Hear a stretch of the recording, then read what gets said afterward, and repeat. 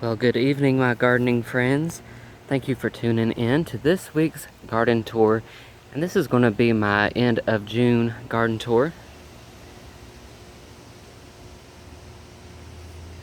If this is your first time visiting my channel, thank you for stopping by.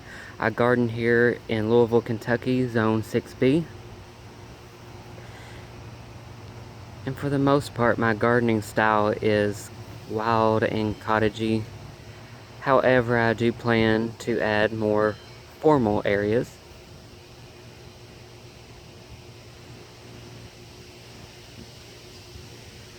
And if you've already been following me, thanks for coming back.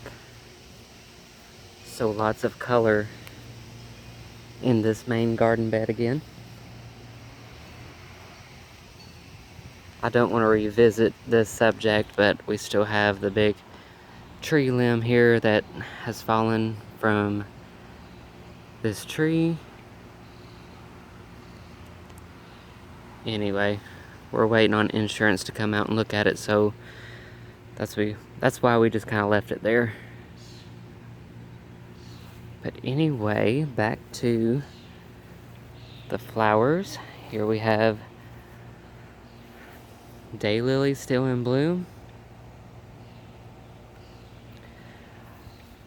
Gladiuses are just beginning to pop. Let me get my finger out of there. There we go. So several varieties here in my yard of gladiuses. Lots of purple ones should be in here this year. I planted 3 or 4 big clumps of those in this garden this year.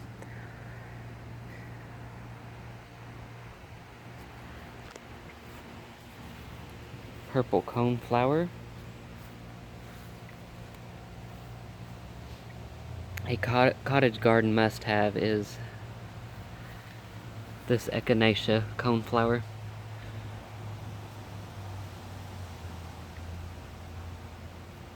Kind of a mauve daylily there.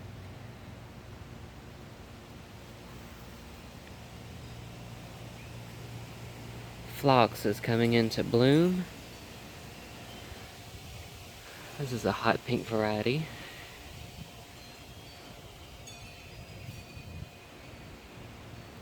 And a strawberries and cream, or peaches and cream, something like that.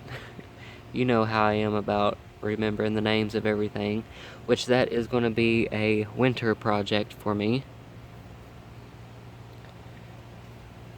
I'm also going to be somehow labeling the clumps of daylilies so I know what color they are, because I do plan on moving a lot of these,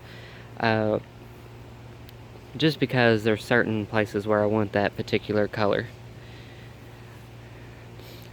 These red ones, they're gorgeous, yes.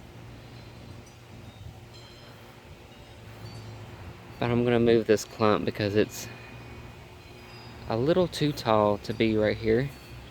And that's just preference. You might like taller things in the front, and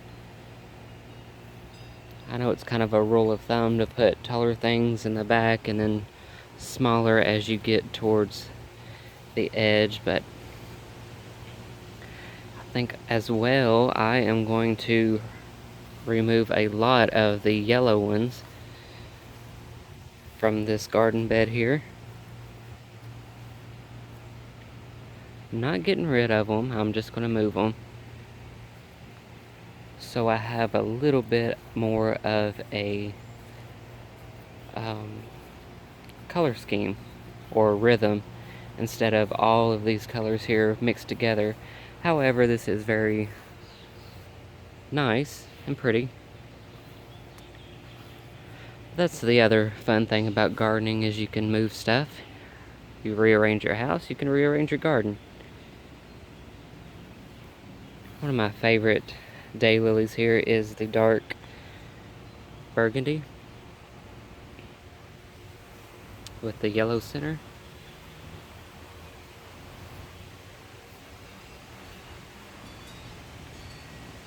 smoke bush behind it, the purple or the burgundy foliage there.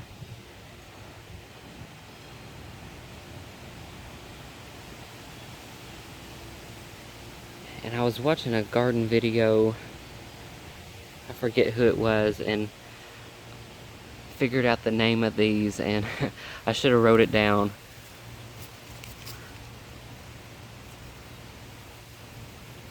But she did mention the name of this variety. Here's Edgar, by the way. Shows up for every garden tour. Also in here, the new this year is I'm growing larkspur. This is a white variety. I also had a blue variety, which you might remember. Yeah.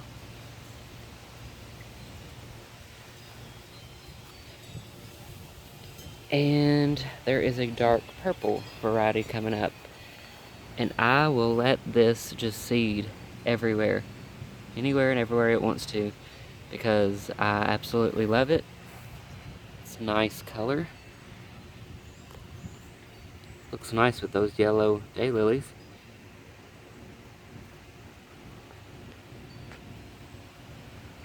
Speaking of the yellow, most of the colors in this bed, and my favorite really color scheme, is the more cool colors and pastel colors. But I'm really liking like this silvery color of the lamb's ear, the purples and the blues, and the whites of the coneflower.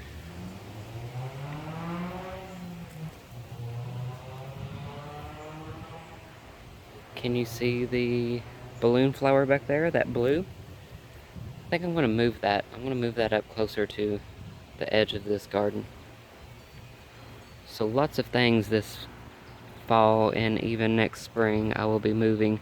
I could probably move them now and it would be fine, but I don't want to take the risk of the plant dying because here we are in the heat of the summer. I want to show you guys this. You might remember me picking up some perilla seeds, and I spread them about in this garden. I believe this is an herb, the burgundy.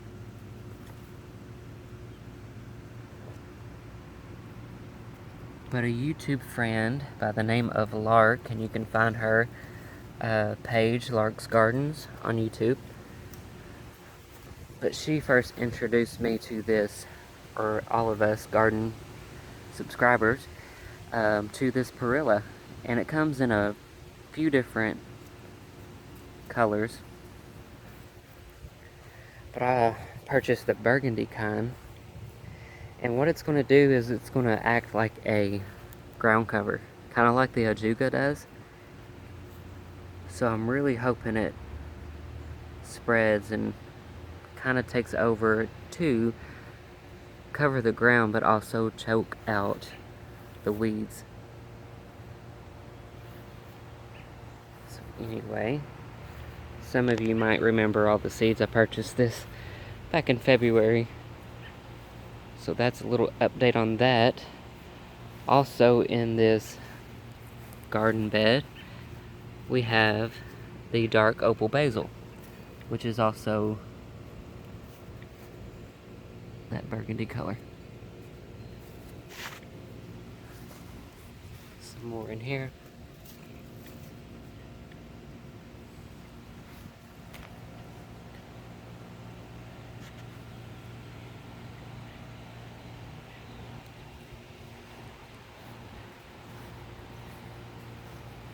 Keeping the same theme with all the burgundy, which is another color I like in the garden, especially next to the lamb's ear. But here is a sedum, and then a variegated sedum, and Edgar.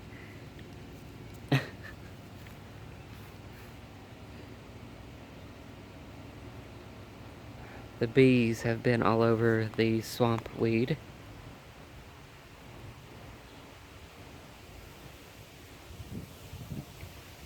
Nice movement, texture, great for the pollinators, and of course it will have the caterpillars, and hopefully those caterpillars will turn into monarch butterflies.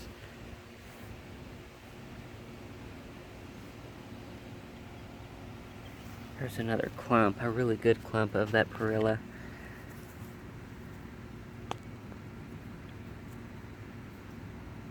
It's not coming out as dark.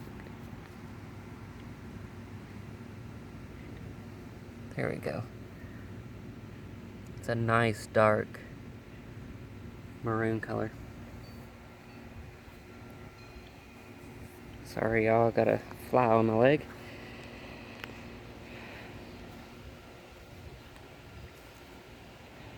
Nice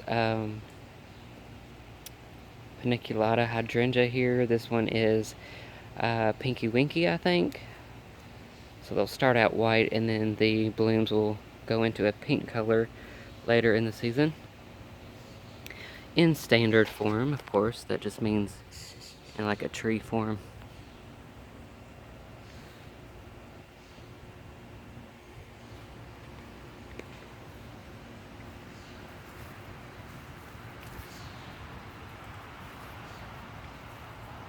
Hibiscus here, which will have the, oh, they're not quite dinner plate size, but they are the size of a saucer. They will, the blooms anyway, will be burgundy. Here's the back side of this garden, but I really wanted to show you guys these daylilies, which might just be my favorite daylily. If you guys know the variety of these, please leave it in the comments. I really appreciate it. Just absolutely gorgeous.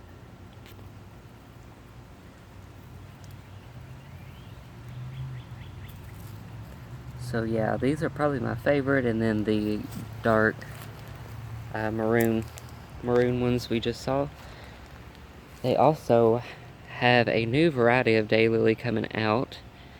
I think Laura from Garden Answer, I was watching her video, and it was something eyeliner, but it was like this, like a white daylily with burgundy, and then the edge had like the dark burgundy around it, but it was burgundy and white, so I'll have to keep my eyes open for that one.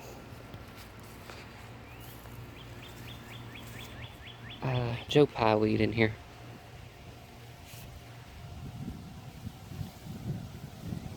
Does pretty good in our area, our zone. We see it at our parks. Okay, I gotta keep walking because I only get about 32 minutes on these videos. So I want to get as much in as possible. There's more of a petite daylily here.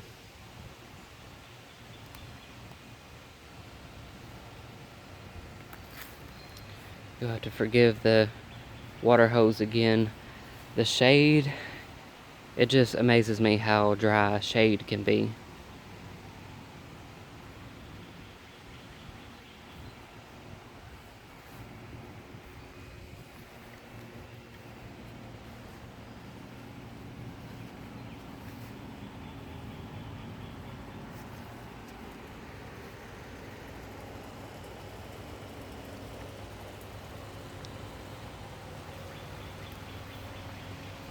Nice coleus there.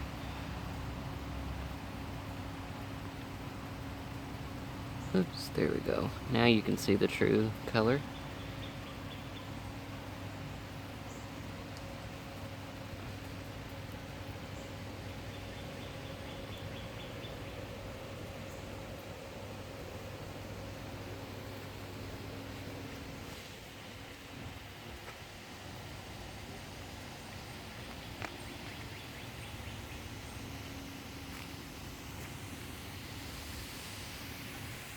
Try not to get my shadow in there.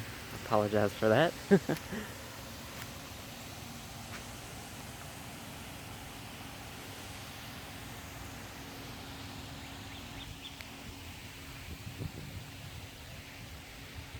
So lots of ground still to fill. Of course, I'm dealing with mostly shade with all these big maples here in most of my yard, pretty much. I'll kind of pan around here so you guys can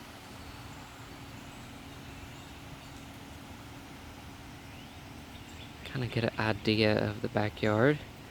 So that's my mostly sunny area right there.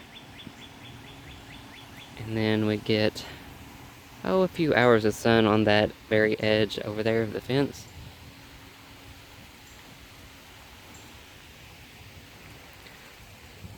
But yeah, lots of ground still to plant up. This is only our 4th season here at this home. We purchased back in April of 2018. So all the landscaping and flower beds here that you see have all been added within the past 4 seasons. This was a completely blank slate back here. So I'm still working on it little by little.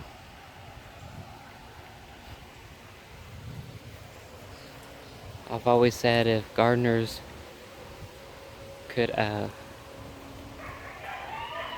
wish for 2 things, it would be more time and more money. Some of us don't have to worry about money, but I am on a budget. So I have to do my gardening piece by piece.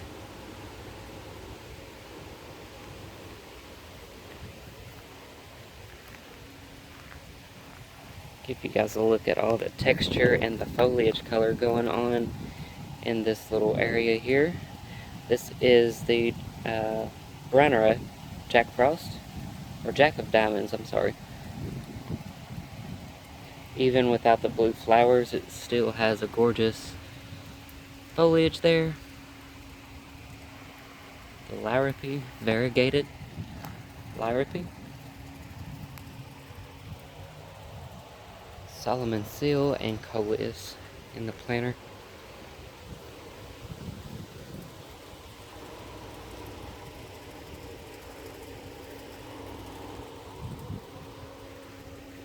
A loosestrife, gooseneck loosestrife, the white flower here,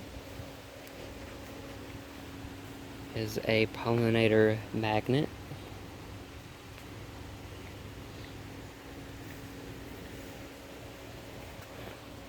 Super bells here, really dry. I need to water them, but again, when the tree fell, it crushed this guy, so I'm just glad they're still thriving.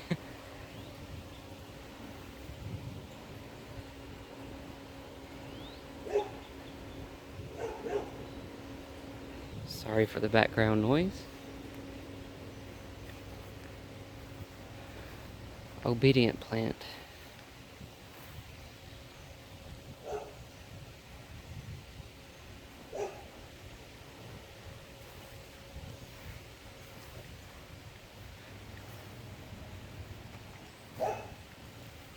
Here's this huge mullein plant. I bet it's probably 8 foot now. I think it grew another foot. And then more Joe Pye.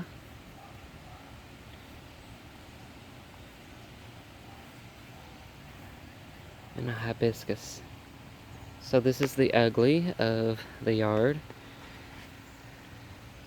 So here are my thoughts. I can either purchase new pavers and put in, this is where our little patio area is that we have the fireplace on, and mainly for our Halloween parties we all get together back here in this area. But I don't know if I want to get new pavers and redo this patio, or if I want to do pea gravel and just do an easy, simple I don't know, to me pea gravel seems a lot easier than all the work it takes to do a patio with pavers. So we'll see.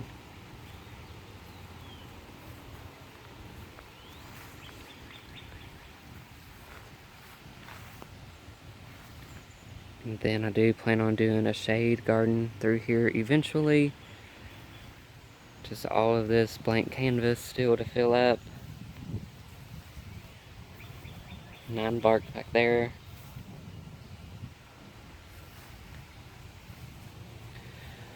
So at the end of the last video, I was telling you about my plans for this side of the fence. And I think I'm going to do the moon garden, where you have mostly white flowers.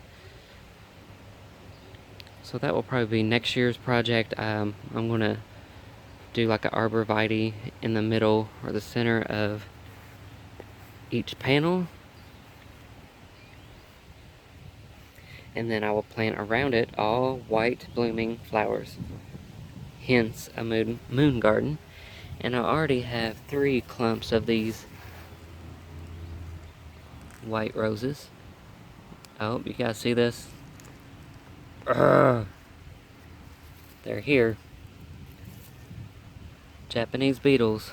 I gotta get my 7 dust out.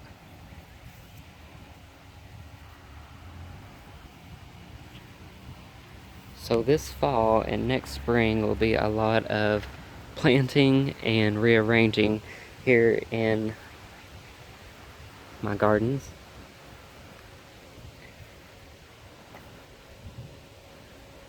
This is just the experimental area, I call it, and a home, temporary home for stuff until I figure out where I want it. So we won't even look at this too much. But in this area here, I would like to, probably next year, have you guys seen those stock tank fish ponds? Where they're taking the round stock tank and making these gorgeous fish ponds out of them. I do plan to have fish and the water lilies in there. So this area here might just be like a little patio sitting area with the focal point being that stock tank fish pond. And then if you guys can imagine it, okay, all this will be flower bed or whatever. And then I would like to have a paver sidewalk going right through here, leading you to that back corner where I might put a bench for now.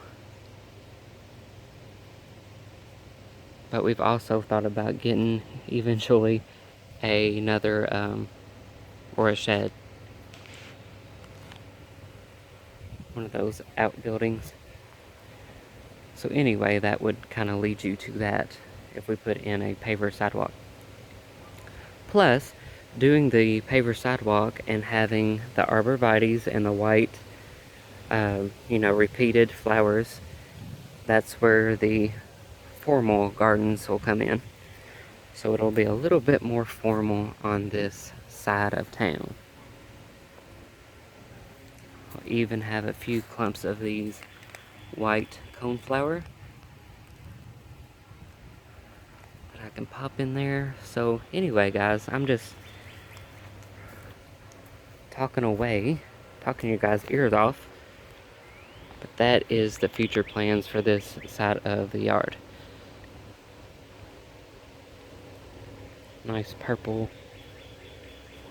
not purple, orange coneflower there.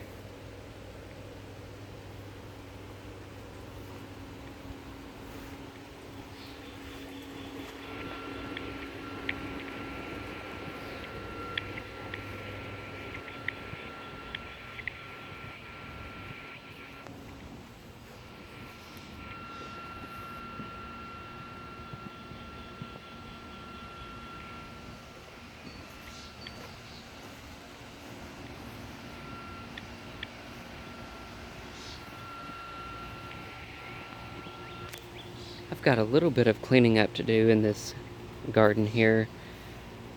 As you can see, these were the blue and white larkspur, and they're getting their seed heads on them. And I'll just let that seed go everywhere, like I said, because I absolutely love larkspur.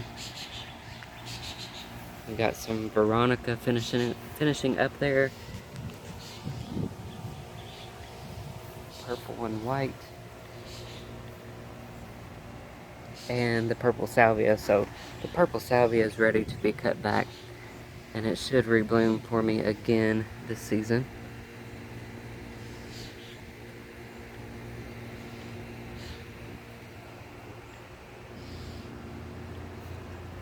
Got a nice coral daylily in here. Speaking of the coral, our Bathsheba roses just continue to bloom. Let's show you guys that. You might remember we purchased these this spring, and they come as bare root roses. So as you can tell, don't be afraid to buy bare root roses, because they will grow just fine and bloom the first season you plant them. This is David Austin rose, by the way. Bathsheba. A climbing rose. The goal is to have it climb and wind through the picket fence here.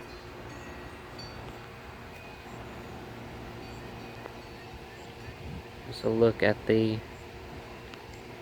my me shed, I call it, and the garage.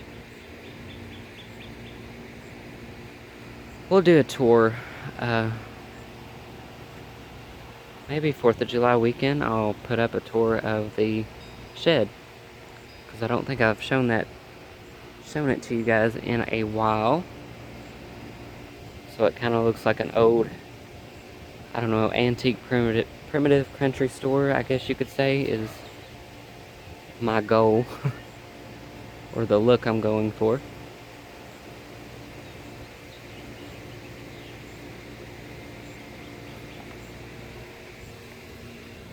Blue bachelor buttons. We've got some dahlias in here. This is the barberry that don't look so hot that I transplanted, but I'm hoping it will make it.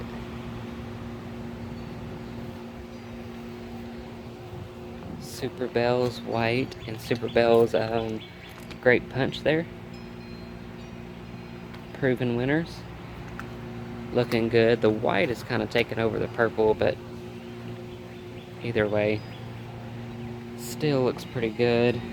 And I was going to get a center, something for the center to be my thriller, but I think it looks just fine how it is, just with the purple and white.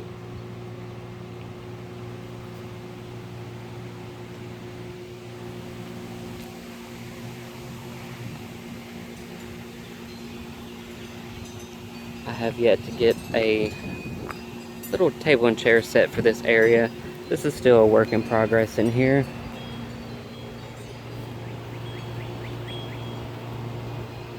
Let me show you guys this tick seed.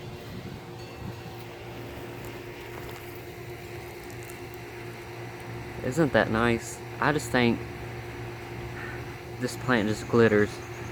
It reminds me of glitter for some reason, or like a firework. Really nice plant. It's called tick seed. Got a morning glory growing up the post there. Alright, so some bad news. So the sun or the heat or something has, it'll evaporate the water in your fountains. And I knew this, but it just evaporated it so fast one day. So I come home and the motor is still running and there's no water in the tub, in the bottom of the tub. So anyway, long story short, it had burned up the motor because the motor kept running and there wasn't any water in it. So now it doesn't work. But the good news is I can find these replacement fountains, I mean, not fountains, but the motors I can replace. Hopefully they're not too expensive, but it shouldn't be a problem.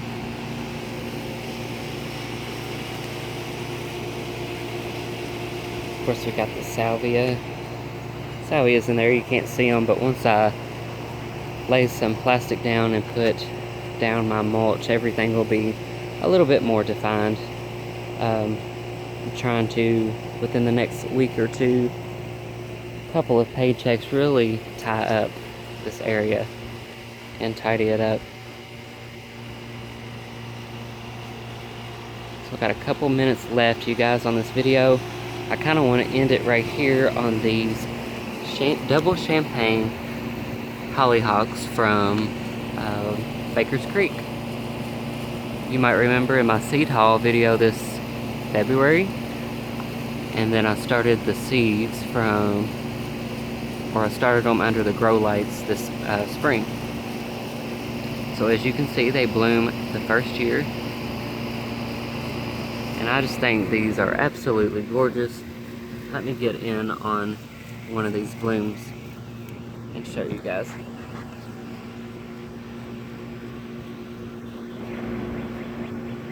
This is the double champagne hollyhock. You guys know I like hollyhocks. My grandma always had them, so it's kind of sentimental.